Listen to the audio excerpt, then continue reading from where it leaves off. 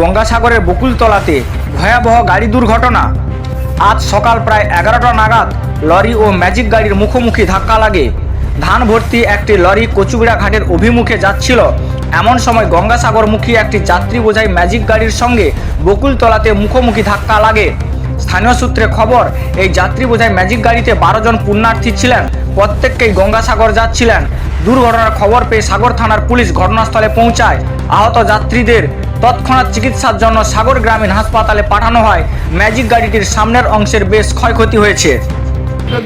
গাড়িটা তো ওই গঙ্গাসাগরের দিক থেকে কচুবিড়ার দিকে আসছিল, আর এই ম্যাজিক গাড়িটা লোক ভর্তি করা, লোক নিয়ে তেল ভরে আর বেরোচ্ছিল টার্নিং। এও বেরোচ্ছে, ও রানিং এসে ধাক্কা মেরে দিয়েছে। এই আর কি।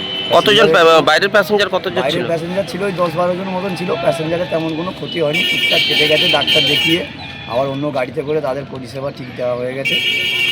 রাস্তাঘাটা ক্লিয়ার করে দিয়েছি। ডালা গাড়ি দাঁড়িয়ে আছে, ড্রাইভারেরও টুকটাক লেগেছে, ডাক্তার দেখিয়ে নিয়ে এসেছি।